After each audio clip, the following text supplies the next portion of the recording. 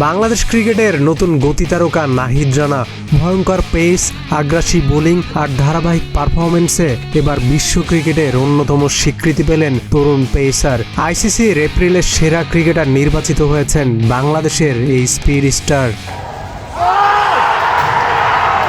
নিউজিল্যান্ডের বিপক্ষে ওয়ানডে সিরিজে দুর্দান্ত বোলিং করে বাংলাদেশকে ঐতিহাসিক সিরিজ জয় আনায় মূল ভূমিকা রাখেন নাহিদ। 3 ম্যাচে 8 উইকেট শিকার করেন তিনি। বিশেষ করে মিরপুরে দ্বিতীয় ওয়ানডেতে 5 উইকেট নিয়ে একাই গুড়িয়ে দেন kiwi batting line up.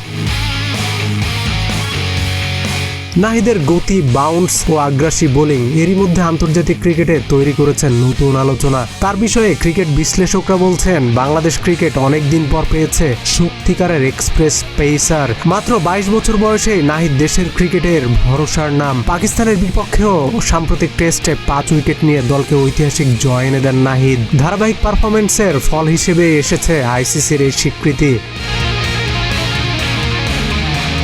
Nahid রানার আগে মাত্র 3 জন বাংলাদেশি ক্রিকেটার পেয়েছেন আইসিসির এই সম্মান। তারা হলেন বাংলাদেশ ক্রিকেটের পোস্টার বয় সাকিব আল হাসান, মিস্টার ডিপেন্ডেবল মুশফিকুর রহিম এবং জাতীয় ক্রিকেট দলের ওয়ানডে অধিনায়ক মেহেদী হাসান মিরাজ। তাদের সঙ্গে যুক্ত হলেন গতিতারকা নাহিদ রানা।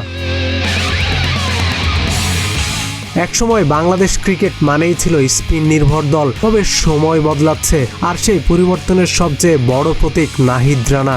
140 কিলোমিটারের বেশি গতিতে নিয়মিত বোলিং করে তিনি এখন বিশ্ব ক্রিকেটে বাংলাদেশের নতুন পরিচয়। কাউসার আলী, প্রতিদিনের বাংলাদেশ।